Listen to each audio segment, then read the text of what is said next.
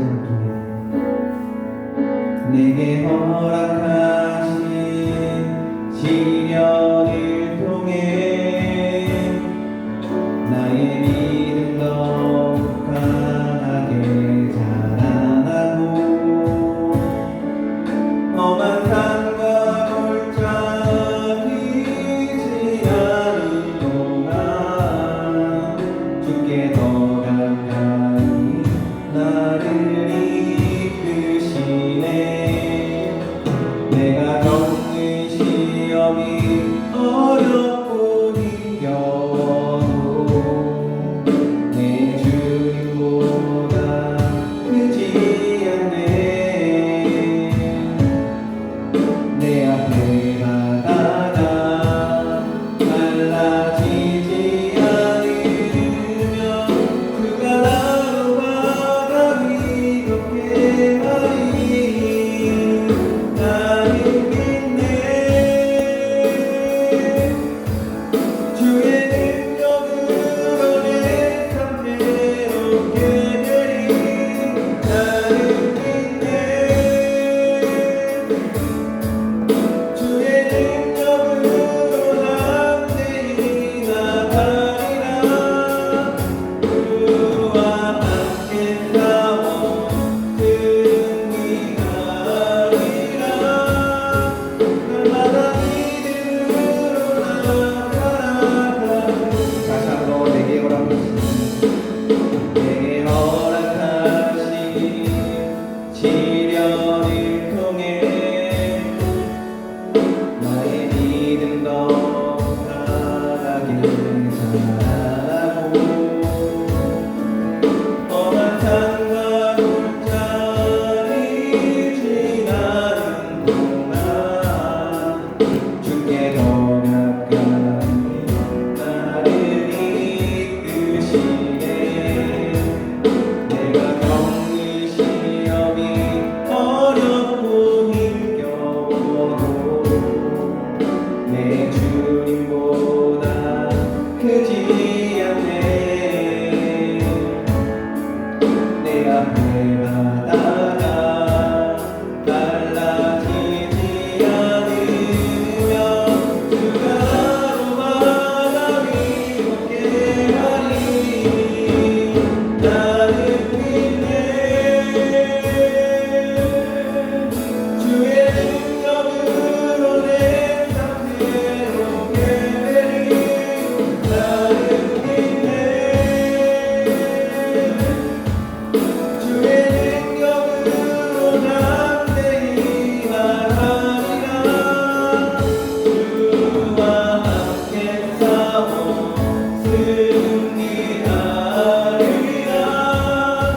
날마다 믿음으로 나 살아가. 나는 믿네. 나는 믿네. 주의 능력으로 내 삶 새롭게 되리. 나는 믿네. 주의 능력으로 담대히 나아가리. 주와 함께 싸워 승리하리라. 날마다 믿음으로 나 살아가리. 우리 주와 함께 승리하는 그 모든 여러분 되셨으면 좋겠습니다. 우리 이 시간 다 같이 박수 치시면서 성령 받으라 다 같이 찬양하겠습니다.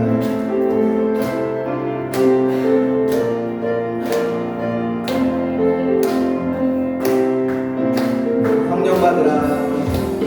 성령 받으라. 성령 받으라. 예수에게 말씀하셔서 성령 받으라. 성령 받으라. 예수에게 말씀하셔서 할렐루야. 할렐루야. 성령 받았네. 성령 받았네. 할렐루야. 성령 받았네. 평안히 있으라. 평안히 있으라. 평안히 있으라. 예수에게 말씀하셔서 평안히 있으라.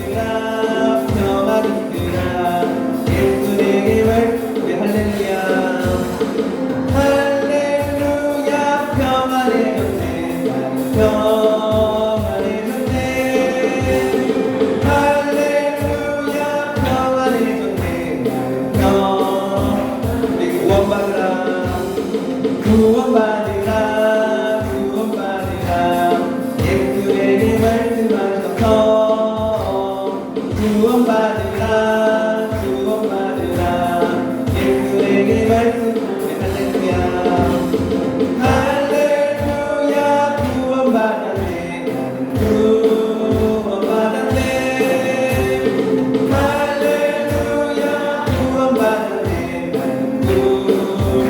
축복받으라 축복받으라 축복받으라 예수에게 말씀하셔서 축복받으라 축복받으라 예수에게 말씀하셔서 할렐루야 축복받았네 축복받았네 할렐루야 축복받았네 다시 한번 축복받으라 축복받으라 축복받으라 예수에게 말씀하셔서 축복받으라 축복받으라 예수에게 말씀하셔서 할렐루야 축복받았네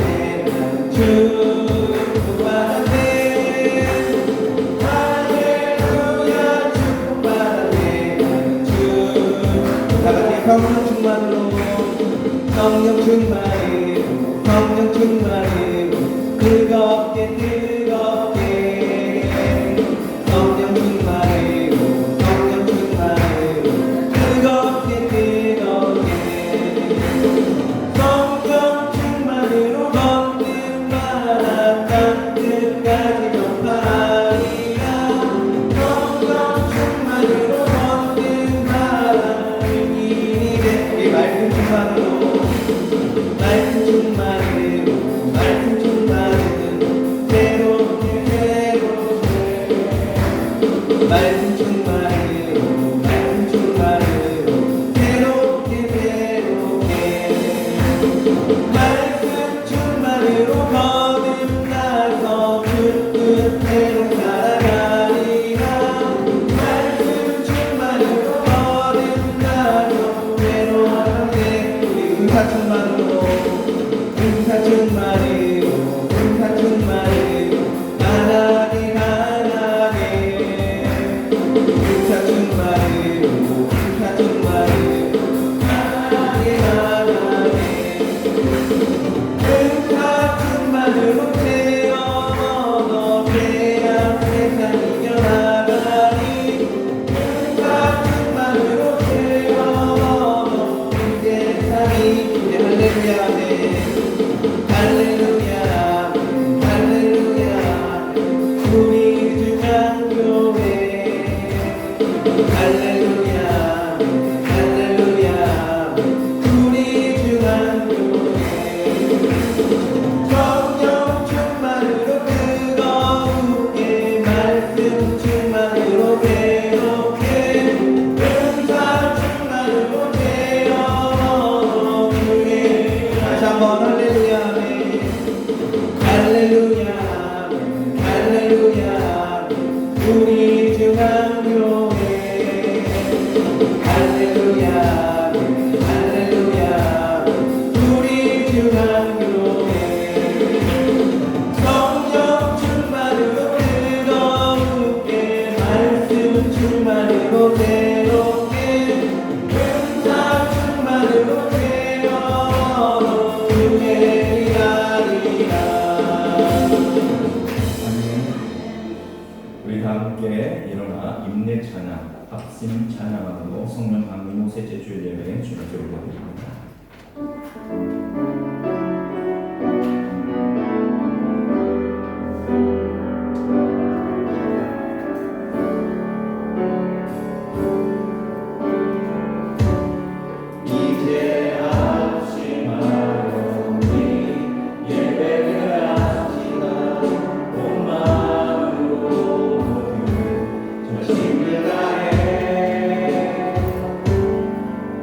감사의 상봉에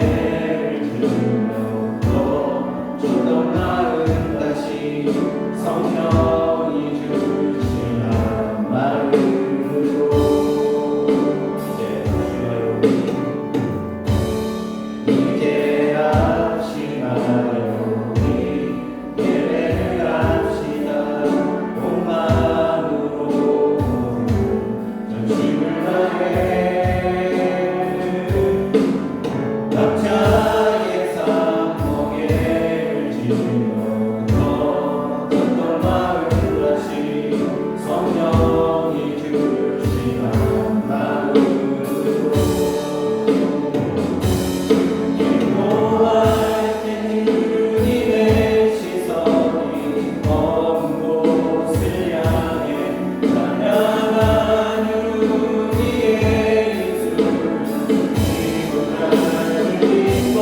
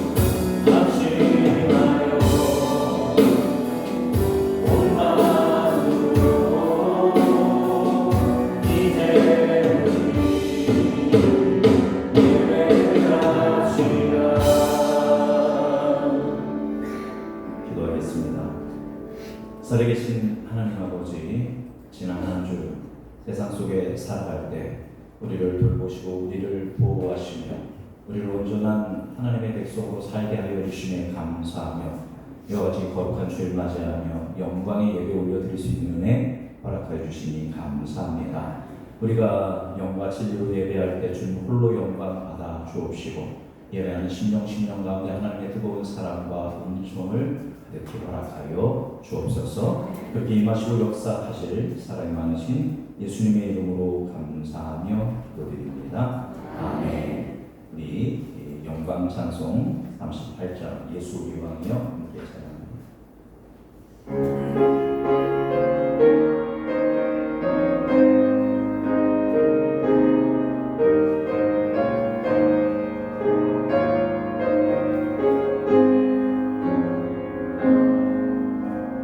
예수님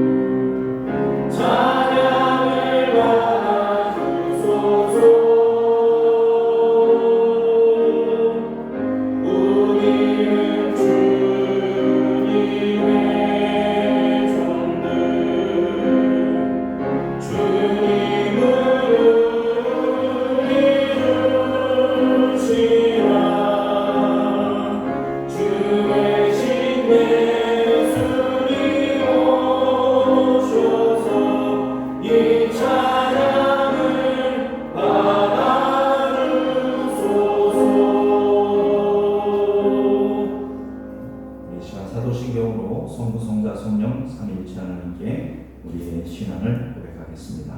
나는 전능하신 아버지 하나님 천지의 창조주를 믿습니다.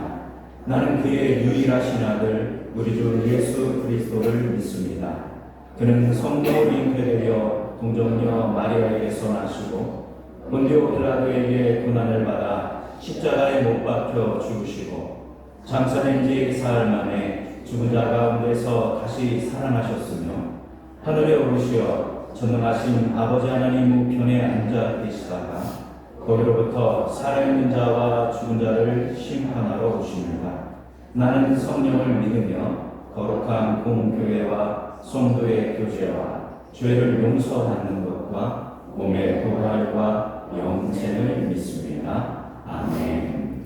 성시교독 137번 3일째 말씀을 교독으로 한 절씩 교독합니다.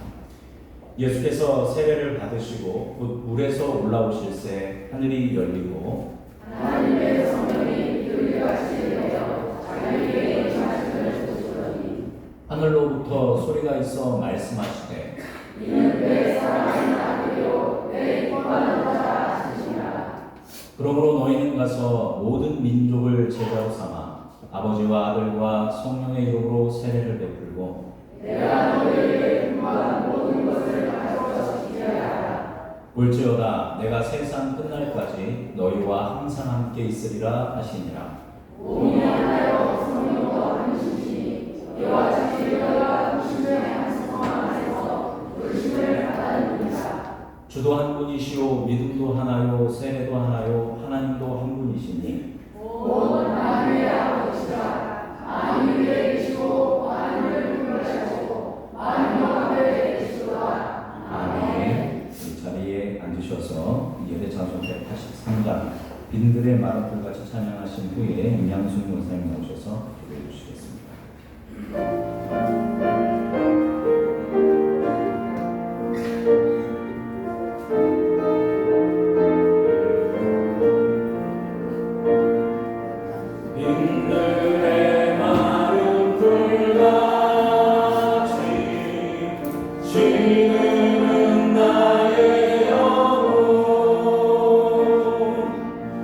주님이 약속한 성령 한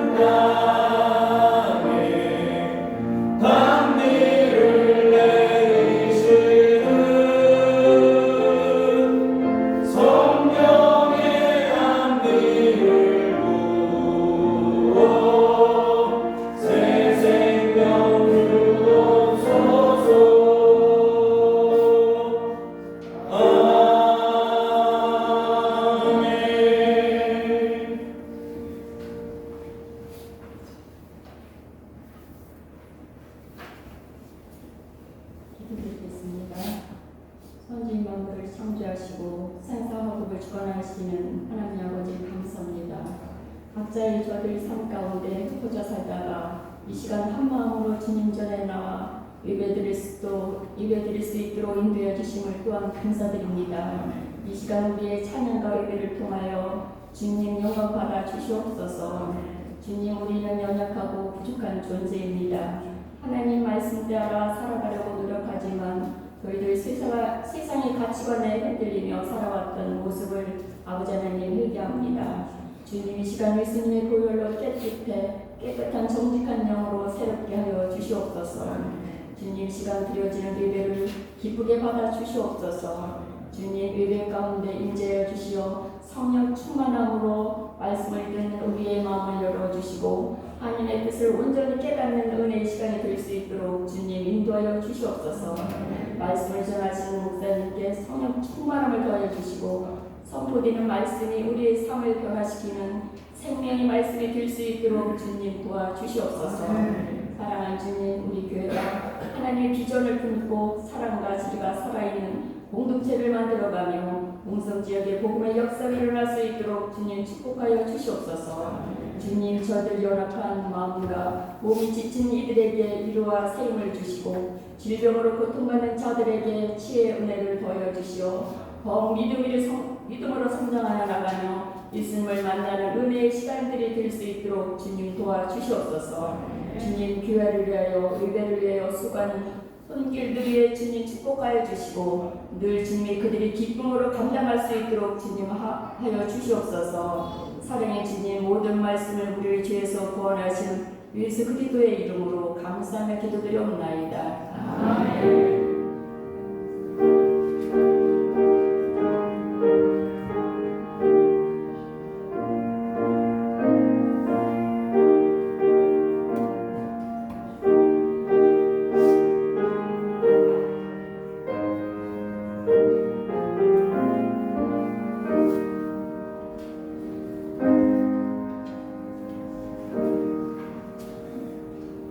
이 시간 우리가 함께 나눌 하나님의 말씀은 사도행전 23장 1절에서 11절 말씀입니다.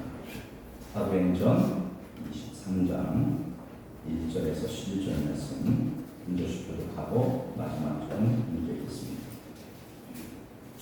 신약성경 220페이지입니다.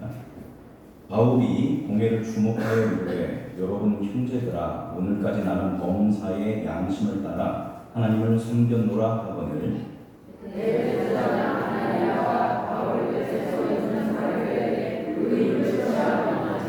바울이 이르되 회칠한 밤이여 하나님이 너를 치시리로다. 내가 나를 율법대로 심판한다고 앉아서 율법을 어기고 나를 치라 하느냐 하니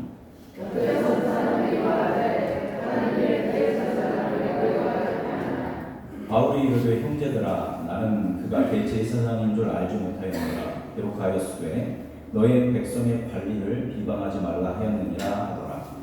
바울이 그중 이루는 사제이모 다른 이루는 바리새인인 줄 알고 위에서 외쳐서이르되 여러 형제들아 만대들의 바리새인은 또 바리새인이라 주저에서만 또 부활로 하나마 내가 신문을 받아라. 그 말을 한즉 바리새인과 사두개인 사이에 다툼이 생겨 우리가 남부지니 이는 사두개인은 부활도 없고 천사도 없고 영도 없고 바리새인은 아니다 하니라. 크게 떠들세 바리새인 편에서 몇 서기관이 일어나 다투어 이르되 우리가 이 사람을 보니 악한 것이 없도다. 꼭 영이나 꼭 천사가 그에게 말하였으면 어찌하겠느냐 하여 큰 분쟁이 생기니 청부장은 바울이 그들에게 책임을 가하여 은혜를 원하여 데려와 미리원에서 빼앗아가지고 영내로 들어가라 하니라. 함께 읽겠습니다. 그날 밤에 주께서 바울 곁에 서서 이르시되 담대하라. 내가 예루살렘에서 나의 일을 증언한 것 같이 로마에서도 증언하여야 하리라 하시니라. 아멘. 이 시간 말씀 찬양 내 마음을 엽니다. 함께 찬양하겠습니다.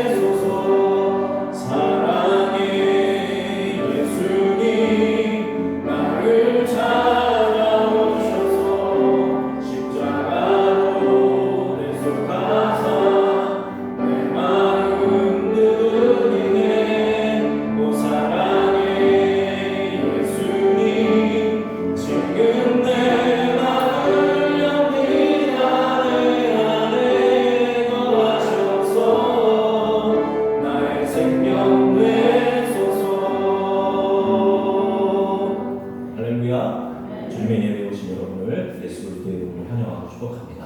우리 좌우 앞뒤 사람에게 평화의 인사 잘 오셨습니다. 사랑하고 축복합니다. 인사하겠습니다. 인사할까요? 잘 오셨습니다. 사랑하고 축복합니다. 감사합니다.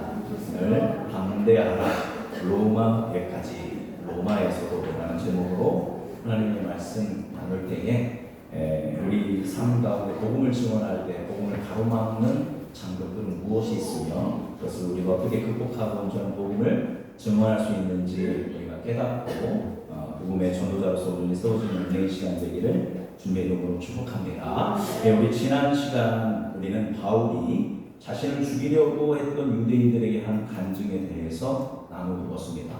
다메섹 도상에서 바울이 예수님을 만나니까 바울의 인생 자체가 목적과 목표가 다 바뀌었습니다. 원래 예수님을 만나기 전에 그에게 최고의 가치는 그 삶에서 가장 중요한 것은 유대인의 혈통, 율법, 성전을 수호하는 존재로 존경받는 바리새인 그리고 최고의 랍비가 되는 것이 그의 삶의 목적이고 최고의 가치였습니다. 그래서 누구도 죽였어요. 사람, 예수 믿는 사람까지 죽일 정도로 이렇게 열심을 다했습니다. 그러나 그가 다메섹 도상에서 예수님을 만나자 괴수와 같은 자신을 용서해 주시고 구원해 주신 예수님을 자신의 최고의 가치로 삼게 되었습니다.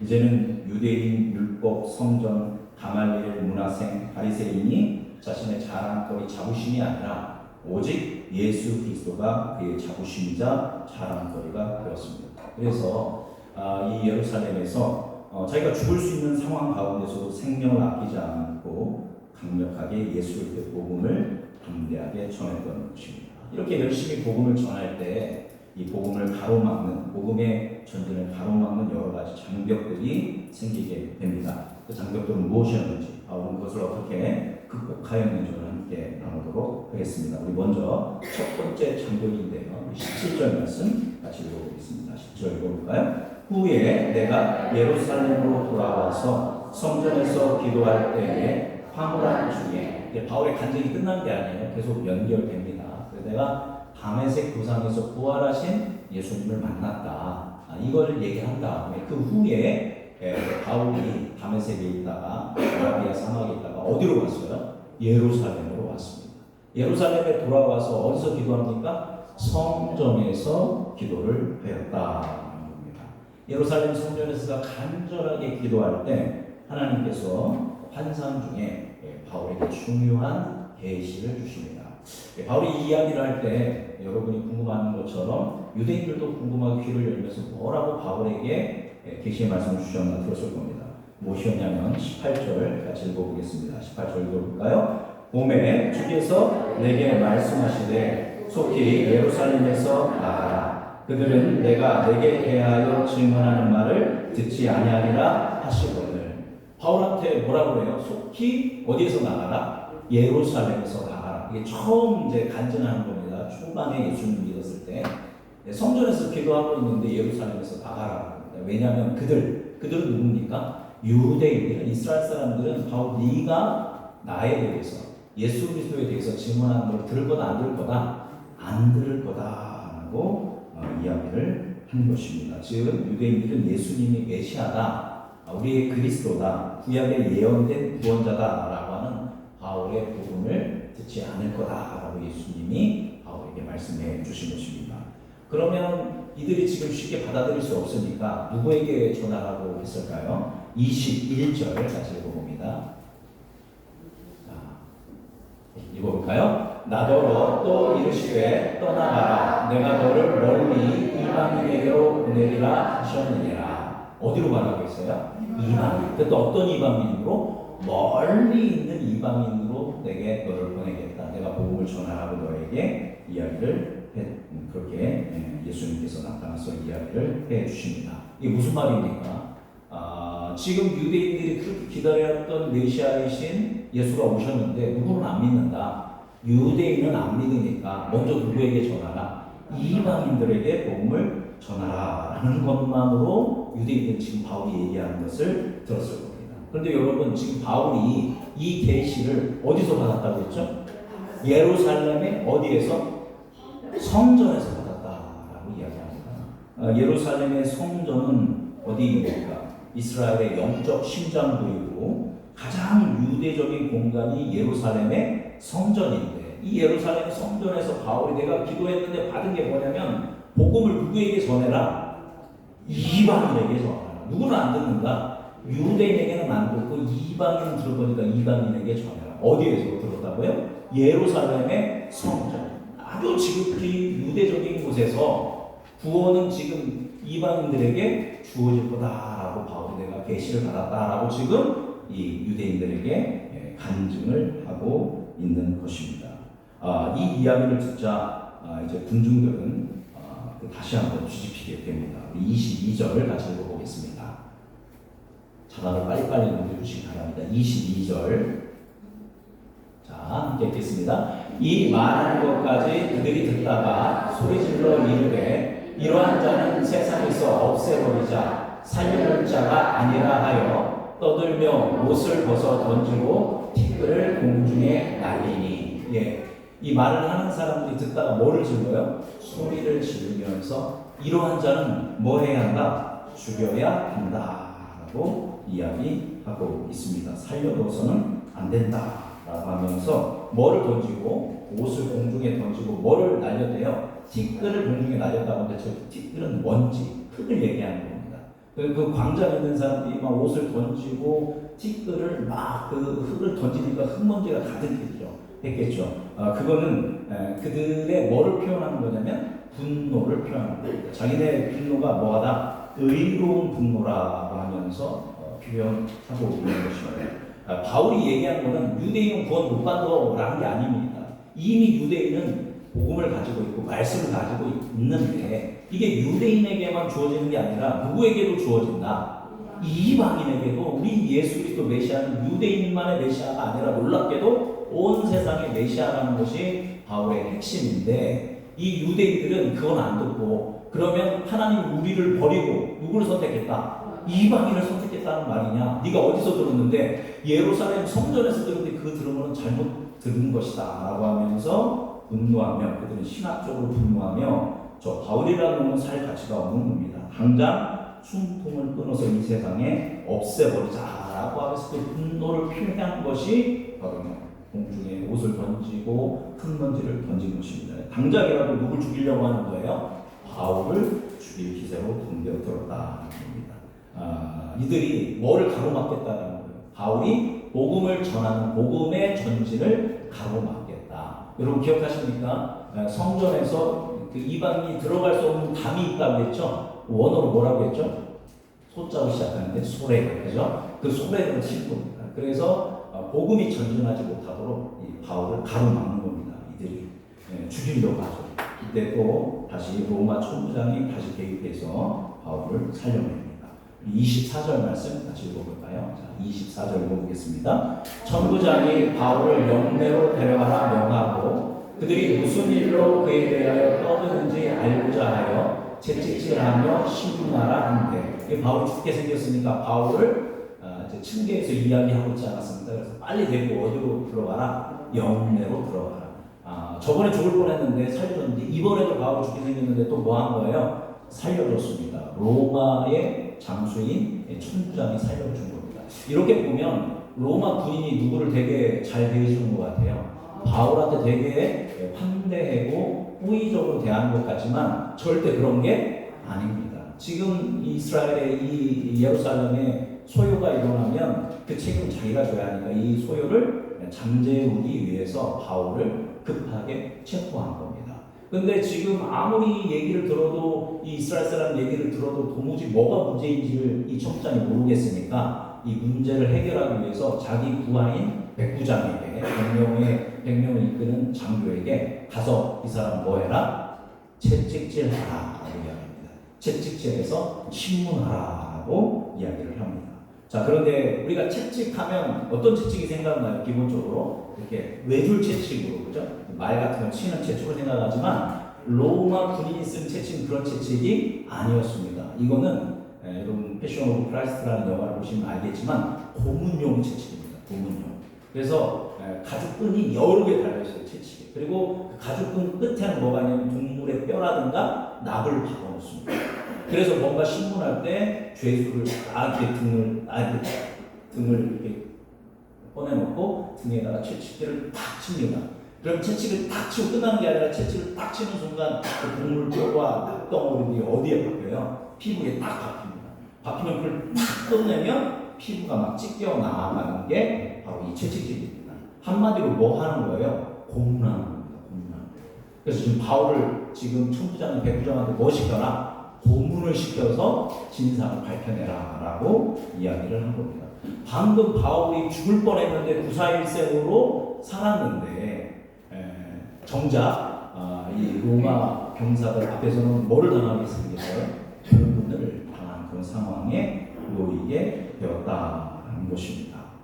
즉 이건 뭐냐면 로마 제국의 그 강력한 억제력으로 지금 뭐를 막으려고 하는 거예요? 어둠의 권세가 복음의 전진을 막으려고 하는 겁니다. 어떻게든 바울을 상하게 하기 위한 이 로마 제국의 어떤 그런 정치적인 압박이라고 할 수 있습니다. 자, 그랬을 때 가죽 끈으로 바울을 이제 묶는 겁니다. 움직이면 안 되니까 채찍질을 하기 위해서 가죽끈으로 묶습니다. 그 순간 바울이 이 로마의 병사들을 향해서 호통을 칩니다. 우리 25절 읽어보겠습니다. 25절 읽어볼까요? 가죽줄로 바울을 매니 바울이 곁에 서 있는 백부장으로 이르되 너희가 로마 시민된 자를 죄로 정하지 아니하고 채찍질할 수 있느냐? 딱 때리려고 하는 순간 잠깐 하면서 너희들이 뭐 하지도 않고 재판을 하지도 않고 로마 시민된 나를 때리려고 하느냐라고 하면서 소통을 치게 됩니다. 한마디로 나 어디 사람이야? 로마 사람이야? 나 로마 시민권 가진 사람이야? 이렇게 이야기를 합니다. 로마 시민권은 단순한 로마 시민이라는 신분증 이상의 힘을 가지고 있습니다. 아무리 당시에 로마 군인이라고 해도 로마 시민을 재판 없이 결박하거나 매질을 하면 심한 경우에는 뭐까지 당하냐면 사형까지 당하는 그만큼 로마 시민권은 강력한 힘을 가지고 있었습니다. 로마 시민권이 로마에 사는 사람 다한테 주어진 게 아니라 로마 시민 중에서도 귀족, 유력가문, 군 공무자 등에 한정된 계층에게만 주어졌던 것이 로마 시민권입니다. 여러분 로마 이 병정들, 로마 군인들 생각하면 다 어디 사람이라고 생각해요? 로마 사람이라고 생각합니다. 다 로마 시민권 가지고 있을 거라고 생각하는데 그렇지 않다라는 겁니다. 당대 로마 시민권을 가지고 있는 사람은 로마 군인들 중에서도 40% 50%밖에 안 되고 그 50%의 로마 시민권을 가지고 있는 로마 사람은 거의 장교라든가 아주 중요한 지역에 있습니다. 덜 중요한 이런 데에는 로마 시민권을 가지고 있는 병사가 별로 없습니다. 다 대부분 정복당에서 식민지 사람들로서 착출돼서 로마 군인으로서 살아가는 겁니다. 그런데 그 로마 군인들이 시민권을 얻으려면 군 복무를 오랫동안 하면 시민권이 얻게 됩니다. 몇 년 정도 로마 군인으로 복무를 하면 시민권을 얻게 될까요? 10년? 네, 10년 900. 25년을 로마 군인 생활을 하면 그렇게 25년 하고 제대하면 야, 너 진짜 로마 제국에 선신했으니까 너 로마 시민권 줄게 하는 겁니다. 또는 내가 돈이 어마어마하게 많으면 그 돈을 주고 로마 시민권을 사게 되는 겁니다. 지금 이 병영에, 지금 이 예루살렘 병영에 있는 사람들 중에서 로마 시민권을 가지고 있는 로마 병사는 1000명 중에 몇 명? 안 돼요. 이 로마 시민권, 여기서 이 예루살렘에서 가장 높은 사람이 천부장이거든요. 천부장이 이따 보면 알겠지만 자기는 로마 시민권을 뭐 주고 샀다? 많은 돈 주고 샀는데 너는 어떻게 됐냐 물어보거든요. 천부장과 백부장 정도나 로마 시민권을 가지고 있고 대부분은 로마 시민권을 안 가지고 있는 것입니다. 그런데 그 로마 시민권을 가지고 있는 누구를 때리려고 하는 거예요. 예, 바울. 이미 결박을 한 것도 문제인데 채찍으로 때리려고 하다가 나 로마 사람이야 라고 하니까 이게 막 사색이 돼서 백부장이 누구한테 달려가요? 천부장한테 달려가가지고 어떻게 합니까? 라고 하면서 이야기를 합니다. 자, 그랬더니 천부장이 이야기를 합니다. 28절 건너뛰어서 28절 말씀 읽어보겠습니다. 천부장이 대답하되 나는 오늘 많이 들여 이 시민권을 얻었노라. 바울이 이르되 나는 나면서부터라 하니 급이 달라. 바울은 언제부터 시민권이었어? 로마 시민권이 태어나면서부터 아버지가 이 시민권을 가지고 있었기 때문에 태어나면서부터 시민권을 가지고 있었다는 겁니다. 이 사람은 막 사색이 돼서 29절 읽어보겠습니다. 신문하려던 사람들이 곧 그에게서 물러가고 천부장도 그가 로마 시민인 줄 알고 또 그 결박한 것 때문에 두려워하니라. 이제 채찍질하기는커녕 앞에서 결박한 것 때문에 벌벌벌벌 천부장이 떨게 되었다라는 것입니다. 이제 고문을 당하면 바울은 여러 가지로 고통당하고 복음의 전진이 가로막힐 수 있었는데 그 순간 하나님이 지켜주신 거죠. 근데 잘못 보면 바울이 뭐 뒤에 숨은 것 같아요? 로마 시민권 뒤에 숨은 것 같습니다. 앞서서는 막 내가 사명을 위해서 소명을 위해서는 목숨도 아끼지 않겠다고 그렇게 하면서 맹맞았던 바울이 갑자기 왜 로마 시민권 뒤에서는 이렇게 숨었는가? 사실 그게 그렇게 숨은 게 아닌 거죠. 앞서서 그렇게 목숨을 걸었던 건 복음을 전하기 위해였던 거고, 그건 로마 시민권 뒤에 숨은 것이 아니라 하나님께서 이미 바울을 구원하기 위해서 예비하신 그 도구였던 것이 바로 로마 시민권이었다는 것입니다. 네, 여러분 오늘 조신 분이 한두 분 계시네요. 깨어서 말씀 정신 차리고 들으시죠. 잘 안 들으시는데 한 분은 졸고 계시는데 깨어서 들으시기 바랍니다. 중요합니다. 우리는 자칫 잘못하면 하나님이 우리가 고난과 위기 가운데 역사하시는 게 어떻게 역사하신다고 생각하면 우리 고난과 위기가 있습니다. 그럼 우리는 뭐예요? 기도합니다. 기도했더니 하나님이 강력하게 역사를 하십니다.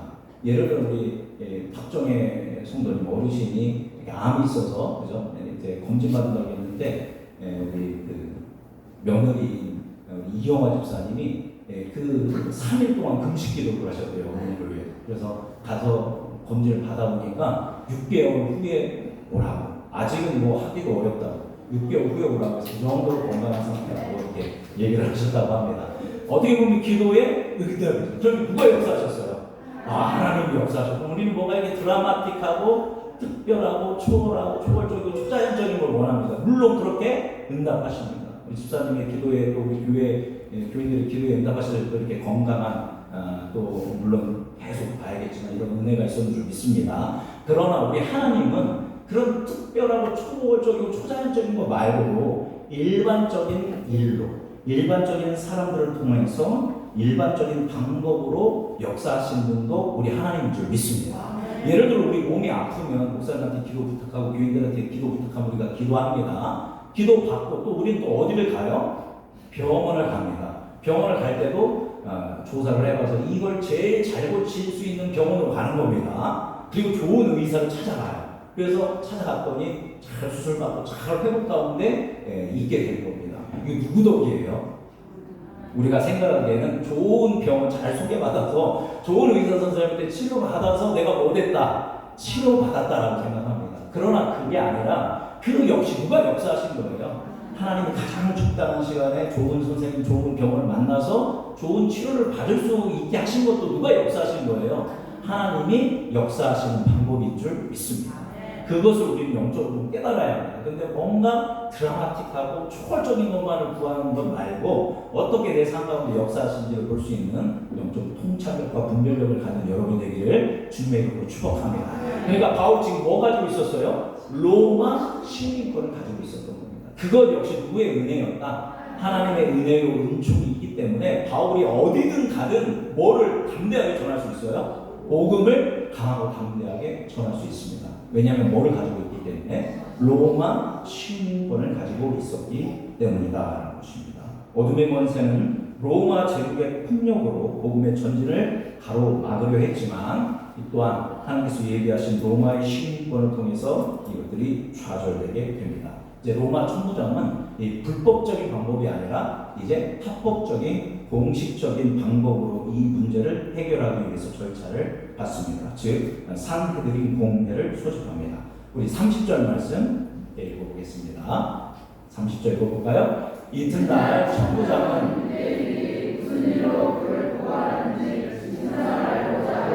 그 결박을 풀고 명하여 제사장들과 온 공회를 모으고 바울을 데리고 내려가서 그들 앞에 세웁니다. 그래서 뭐를 소집했어요? 공회를 소집했습니다. 이 산헤드린 공회는 우리나라로 말하면 뭐와 같은 기구냐면 국회와 같은 기구입니다. 국회보다 더 강력하죠. 입법, 사법, 행정을 다 하는 그런 최고의 권력 기구이고, 이 산헤드린 공회는 유대인 71명으로 구성되어 있고 그 의장은 대제사장입니다. 대제사장이 회의를 주재하고 그리고 그 참석한 사람은 반은 바리새인이고 반은 사두개인입니다. 근데 원래 사두개인이 더 숫자는 많습니다. 두 파가 요즘 말로 한다면 여당과 야당입니다. 사두개파는 약간 여당입니다. 사두개파는 그 제사장의 후손들, 제사장 그룹입니다. 그리고 권력을 다 가지고 있어요, 이 사두개인들이. 그리고 그 권력을 유지하려고 누구랑 친하게 지냈을까요?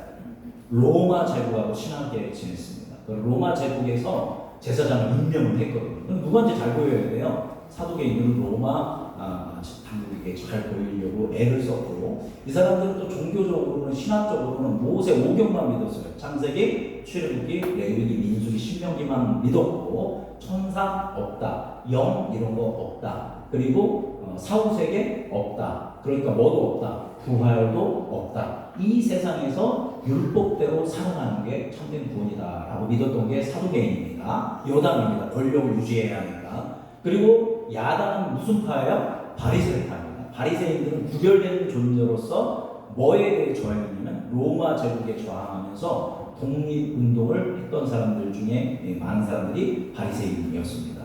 그리고 이 사람들은 종교적으로, 신학적으로는 모세오경만 아니라 구약 49권을 다 믿었어요. 그래서 예언서도 믿었고 역사서도 믿었고 다 믿었습니다. 당연하게 천사도 믿었고 영도 믿었고 사후에 우리가 뭐 할 수도 있다, 부활할 수도 있다라는 것을 믿었습니다. 그러니까 이 두 그룹은 정치적으로나 신학적으로나 물과 기름 같은 존재입니다. 물과 기름 같은 존재보다 나아가서 겸원지간이기도 하고, 고양이와 개같이 으르렁거리는 암숙의 관계가 바리새인과 사두개인입니다. 모이기만 하면 뭐예요? 싸워요. 우리도 모이기만 하면 요당내 야당 뭐 하고 있어요? 싸우고 있죠. 우리보다도 비교되지 않을 정도로 더 강력한 이 사람들은 종교적으로, 정치적으로 대결을 했던 그런 사람들인데, 마음을 합할 때가 있어요. 누구 죽일 때 마음을 합했을까요? 예수님 죽일 때. 그리고 또 누구 죽일 때? 스데반 죽일 때. 그리고 지금 누구 죽이려고? 바울 죽이려고 이 사람들이 한 마음이 된 거예요. 이럴 때는 별로 없어요. 기독교인 죽이려고 할 때 그때 한 마음이 되는 사람들입니다, 이 사람들.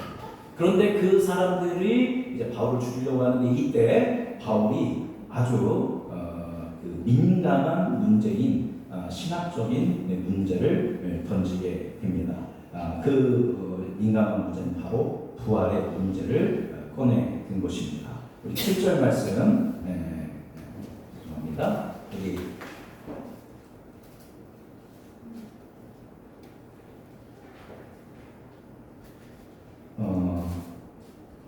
3절 말씀, 죄송합니다.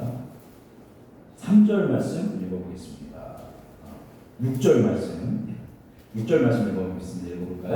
바울이 그중 일부는 사두개인이요 다른 일부는 바리새인인 줄 알고 공회에서 외쳐 이르되, 여러분 형제들아, 나는 바리새인이요 또 바리새인의 아들이라. 죽은 자의 소망 곧 부활로 말미암아 내가 신문을 받노라. 자, 바울이 이야기하는 겁니다. 나 훑어보니까 공회의 반은 누구고 바리새인이고 반은 누구예요? 사두개인이니까 지금 바울이 이제 위기에 몰리게 됩니다. 이 공회에서도 위기에 몰리게 되자 바울이 이야기하기를, 나는 누구다? 바리새인이다. 누구도 바리새인이다. 내 아버지도 바리새인이다. 나는 찐 바리새인이다. 뿌리부터 바리새인이다라고 이야기하면서, 어제 내가 이렇게 고통을 당하고 오늘 이렇게 대제사장과 여러분들 앞에서 이렇게 공격을 당하면서 신문을 받는 이유는 죽은 자의 소망인 뭘 얘기하기 때문이다? 부활을 얘기하기 때문이다. 맞습니까? 틀립니까? 맞죠. 예수 그리스도에 대해서,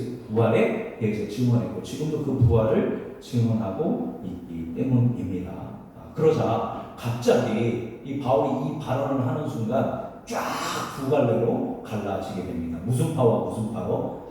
바리새파와 사두개파로 쫙 완전히 갈라지게 됩니다. 자, 같이 7절 말씀 읽어보겠습니다. 7절 읽어볼까요? 그 말을 한즉 바리새인과 사두개인 사이에 다툼이 생겨 무리가 나누어지니. 8절 이는 사두개인들은 부활도 없고 천사도 없고 영도 없다 하고 바리새인은 다 있다 합니다. 저 사두개인은 부활, 천사 이름도 없고 바리새인은 다 있다라고 하니까 나누어지게 됩니다. 자, 이 사람들 왜 모였죠? 지금 공회에 바울을 심판하기 위해서 모였는데, 앞서 제가 좀 이렇게 설교문을 가운데 살짝 띄었는데요. 이제 대제사장이 이 바울을 이제 합법적으로가 아니라 이 공적인 공회에서도 재판을 해서 두세 명의 증인을 가지고 재판하는 게 취하는데, 바리새인이 바울이 나는 내 신앙 양심에서 전혀 흔들림 없이 모든 일에 하나님을 섬겼다라고 하는 말을 하는 순간 바울이 입을 치라고 하거든요. 근데 바울이 야, 너 율법을 가지고 지금 심판한다는 사람이 율법을 어기냐? 라고 하니까 사람들이 이 사람 대제사장이야. 그러니까 바울이 곤란한 그런 상황에 놓여 있었습니다.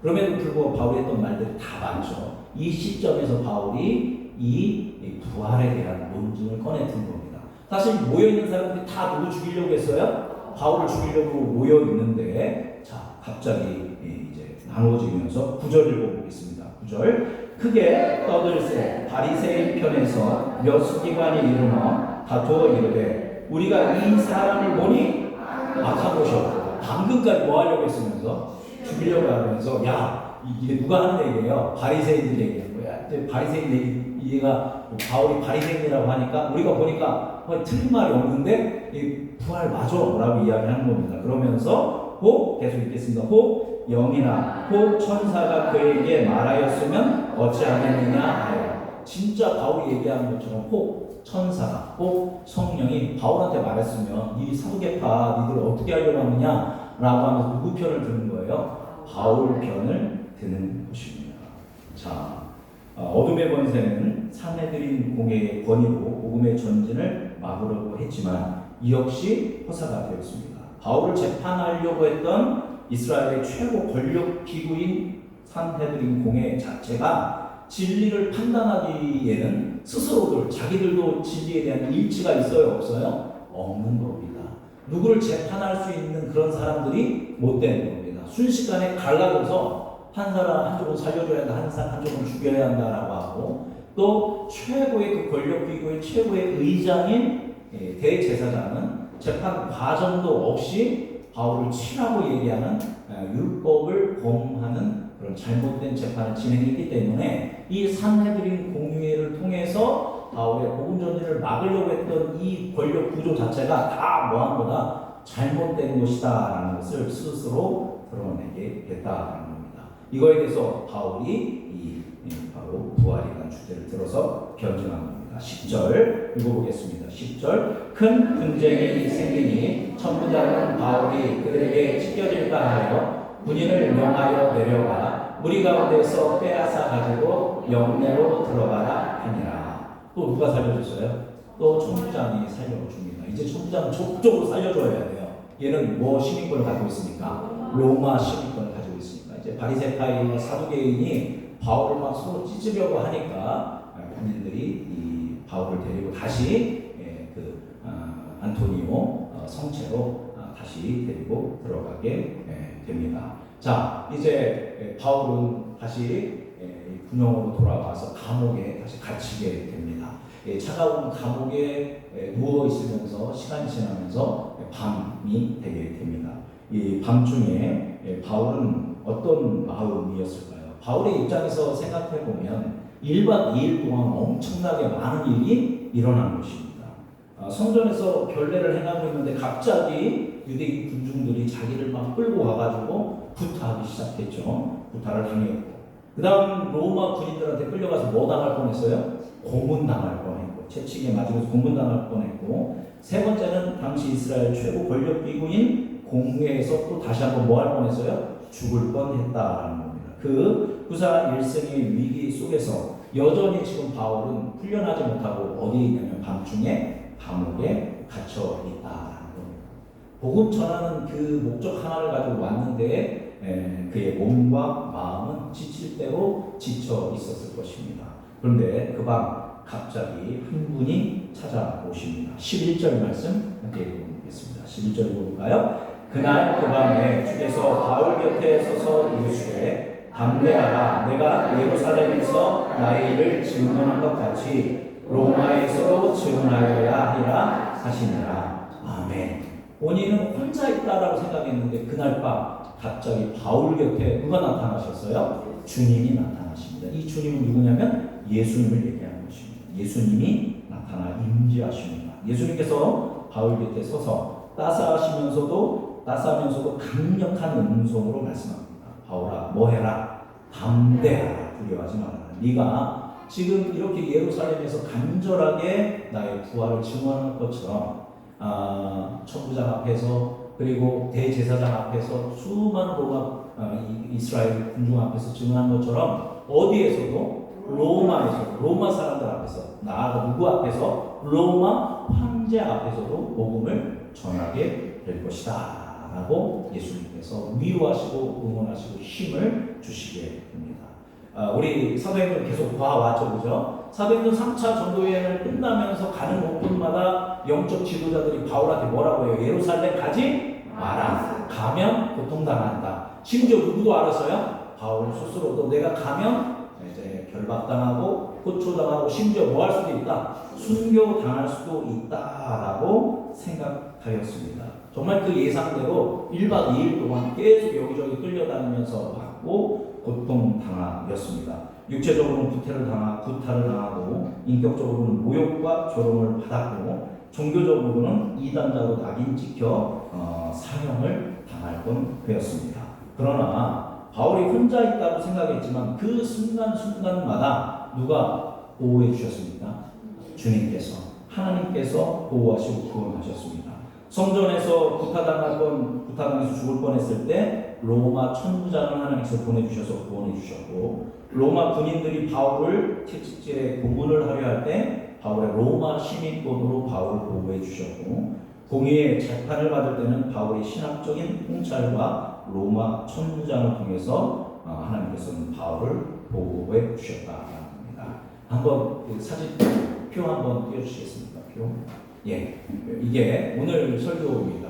제일 첫 줄 보니까 유대 군중이 이제 이방 선교에 대한 신학적 거부와 똥으로 죽이려고 했을 때 이제 로마 천부장이 영내에 격리했습니다. 두 번째, 로마 군대가 무자비한 물리적인 폭력으로 위협했을 때 로마 시민권이라는 제국의 법적 제도를 활용해서 구원해 주셨습니다. 세 번째, 유대 공회에서 부당한 종교적 재판과 폭력의 명령이 행해질 때 부활 논쟁을 통해서 공회 내부의 교리적 내분을 유발해서 그들이 권위가 없다라는 것을 밝혀주셨다.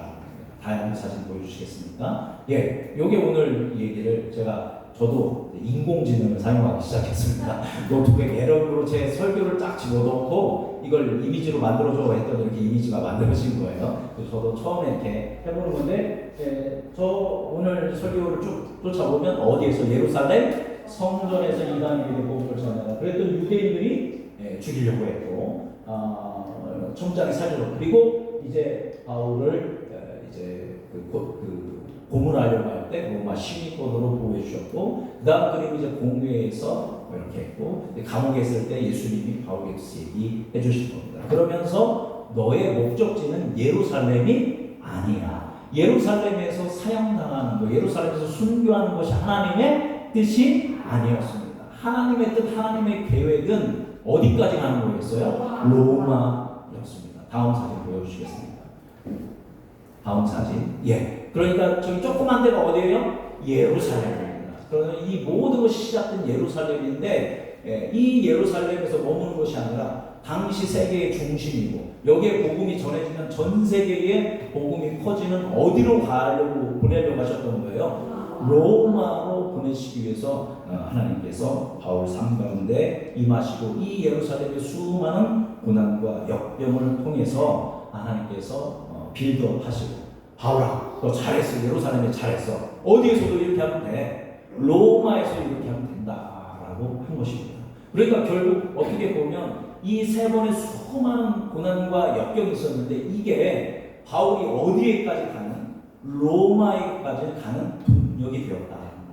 동기부여가 되고 이게 바울이 혼자 한 게 아니라 분명하게 누가 함께 하셨어요? 예수님께서 함께 하셨다라는 것을 보여주고 있습니다. 댓글 빼주셔도 되겠습니다. 말씀 정리하도록 하겠습니다. 여러분, 예수 그리스도의 살아있는 생명력이 있는 이 십자가의 죽으심과 부활을 통한 우리에게 영생을 주신 예수님의 복음은 절대 갇히지 않는 줄 믿습니다. 복음의 전진을 그 어떤 것도 막을 수 없는 줄 믿습니다. 복음은 그 모든 반대를 뚫고 나아가는 힘을 가지고 있는 줄 믿습니다. 오늘 본문이 그것을 명확하게 보여주고 있습니다. 그것은 하나님께서 누구에게 주신 힘이에요? 바울에게 주신 복음의 힘인 줄 믿습니다. 그리고 그 복음의 능력, 복음의 힘, 놀라운 은총을 누구에게도 주셨을까요? 저와 여러분에게, 우리에게도 주셨는 줄 믿습니다. 오늘 말씀을 기억해 보면 여러분이 복음대로 삶을 살아가고 입술을 열어서 복음을 증언할 때 오늘 바울이 겪었던 수많은 고난에 복음을 가로막으려 하는 장벽들을 마주하게 될 겁니다. 여러분이 누군가에게 복음을 전하려고 하면 주위 사람들이 여러분을 거부할 겁니다. 신학적으로 너나 믿어, 나한테 강요하지 마라고 하면 거부할 것입니다. 여러분이 복음을 전하라고 할 때 어떤 이들은 여러분을 언어적으로, 인격적으로 폭력을 가하고 심지어 육체적으로도 어떤 폭력을 가할 수 있다는 겁니다. 여러분이 복음을 전하는 것을 가로막기 위해서 어떤 이들은 권위를 가지고 권력을 가지고 억압을 할 거라는 것입니다. 여러분 전도하실 거죠? 우리에게 주신 은혜입니다. 근데 그 전도를 예수님이 당신이 구원자입니다 라고 얘기하는 순간 그 사람의 눈이 밝아지면서, 표정이 밝아지면서 나 저거 교회 좀 데리고 가고 나도 예수 믿고 싶어, 이런 일은 쉽게 있다 없다? 없다라는 겁니다. 많은 장벽들이 존재합니다. 그러면 전도했더니 이와 같이 사람들이 나를 거절하고 거부하고 폭력을 행사하고 권위로 억압한다면 우리는 복음을 전하고 싶어요? 전하고 싶지 않아요? 나는 은사가 없어, 나는 힘이 없어 라고 하면서 절망할 필요가 있다 없다? 없는 줄 믿습니다. 여러분의 능력으로 전도하는 게 아니라 예수 그리스도의 복음 자체가 강력한 힘을 가지고 있는 줄 믿습니다. 여러분이 많은 반대에 부딪히겠지만 여러분이 그럼에도 불구하고 복음의 능력을 믿고 예수 그리스도의 말씀을 붙들고 강력하게 선포할 때 그 들려지는 복음은 그 모든 반대를 뚫을 줄 믿습니다. 뚫고 언제가 그들이 그 복음이 생각나고 나의 살 길은, 내가 영생을 누리고 구원받을 길은 예수 그리스도밖에 없다라는 것을 받아들이고 돌아오게 되는 생명의 역사가 일어날 줄 믿습니다. 오늘 바울에게 그랬던 것처럼 우리에게도 그러하고 하나님께서 그러한 우리에게 은혜를 주시는 줄 믿습니다. 이 말씀 기억하면서 오늘 마지막으로 마태복음 28장 19절 20절 읽고 말씀하시도록 하겠습니다. 함께 읽어보겠습니다. 내가 너희에게 분부한 모든 것을 가르쳐 지키게 하라. 볼지어다 내가 세상 끝날까지 너희와 항상 함께 있으리라 하시니라. 아멘. 내가 세상 끝날까지 너희와 어떻게 하겠다? 항상 함께 있겠다라고 말씀하십니다. 기도하겠습니다. 살아계신 주님, 오늘 사도행전 23장 말씀을 통하여 담대하라, 로마에서도 라는 제목으로 주의 말씀 나누었습니다. 하나님, 오늘 바울이 복음을 전할 때 수많은 장벽들에 가로막혔지만 결국 하나님께서는 바울을 보호하시고 바울에게 힘을 주셔서 그 장벽을 뚫고 끝까지 복음을 전하여 로마까지 나아가도록 길을 열어주시는 이 귀한 말씀 나누었습니다. 하나님, 우리에게도 동일한 바울과 같은 믿음을 허락하여 주시고 복음의 능력을 붙들게 하여 주셔서 멈추지 않고 강력하게 복음을 증언하여 나의 친구, 나의 친척, 나의 가족, 나의 동료들을 복음을 전함으로 그들을 구원에 이르게 할 수 있는 전도자가 되도록 힘을 허락하여 주시옵소서. 그렇게 복음의 능력으로 세상을 변화시키도록 우리를 사용하여 주실 것을 믿으며 사랑 많으신 우리 구주 예수 그리스도의 이름으로 감사하며 기도드립니다. 아멘. 우리 시간 다 함께 일어나 오늘의 말씀 마음에 새기며 주가 일하시니 함께 찬양하며 준비하신 일을 주께 올려드립니다.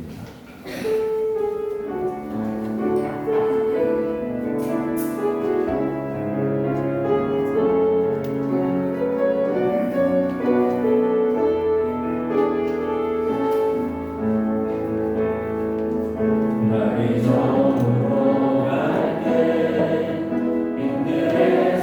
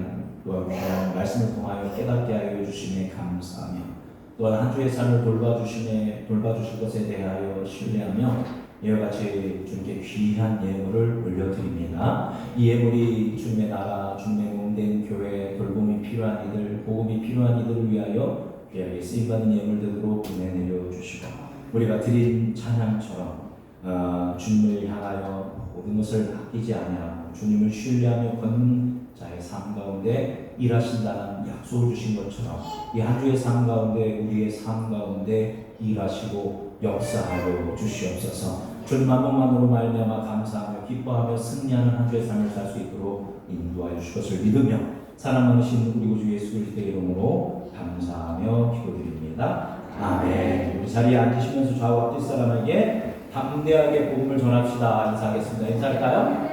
담대하게 복음을 전합시다. 예. 우리 2026년에는 10월 마지막 주죠. 10월 넷째 주에 새생명 전도 주일로 보내려고 준비하고 있습니다. 네, 몇 달 안 남았습니다. 여러분 전도하실 거죠? 네. 최소 몇 명 이상? 1명 이상. 그죠? 많이 얘기도 하지 않습니다. 1명 이상. 어떤 분은 10명 하시면 더 좋죠. 그죠? 1명 이상은 내가 마음을 결정하고 계속 우리 바울이 전했던 것처럼 복음을 전할 수 있는 그래서 영혼을 구원할 수 있는 우리 교회 됐으면 좋겠습니다. 첫 번째 안내입니다. 다음 주 오후 찬양 예배는 베트남 크리스천구역 선교 헌신 예배로 드려집니다. 여러분들은 기도 준비해 주시고요. 교우 소식입니다. 곽은희 집사님 모친이신 지금은 이제 예배 못 드리고 계시지만 우리 불편하셔서 우리 박현숙 집사님께서 대한민국 남북풍일 세계 예술대전 미나 부분에서 통일부 장관상을 수상하셨습니다. 네, 직접 연락 온 건 아니고 돌아다니다 보면 여기저기 현수막이 붙어 있습니다. 그래서 어떤 우리 권사님이 저한테 찍어 보내주셨거든요. 그래서 제가 이거 함께 축하하겠구나.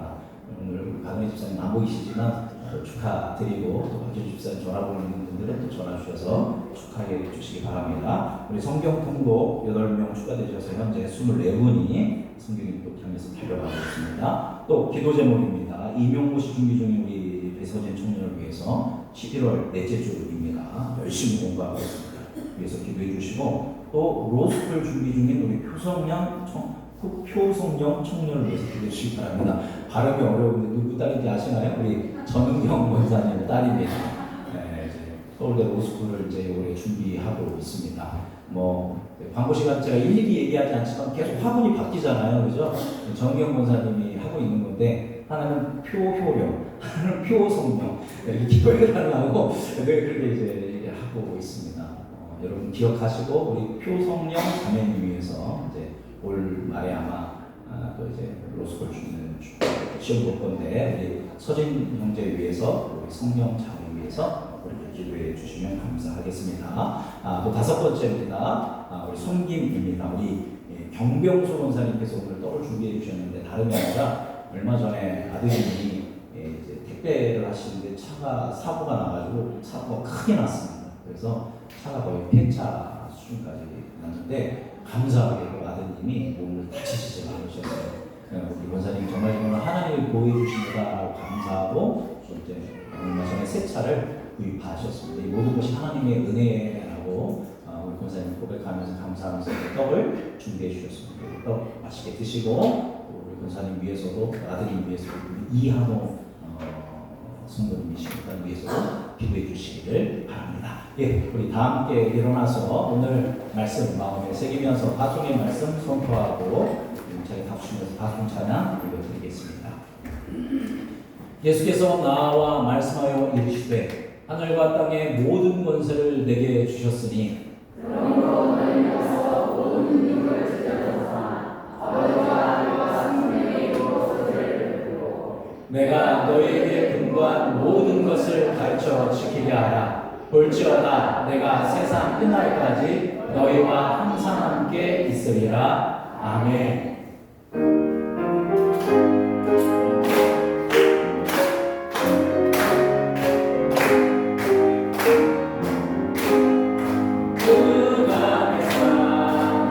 성들을 보라 수많은 인정 멸망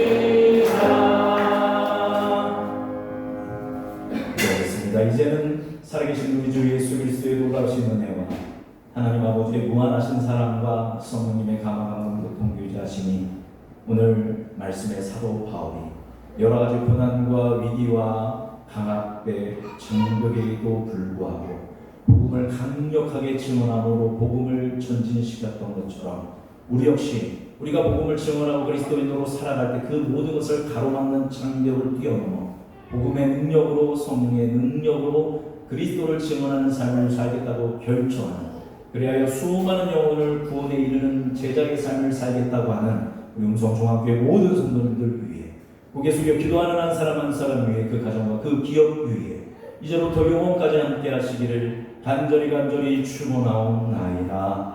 아멘.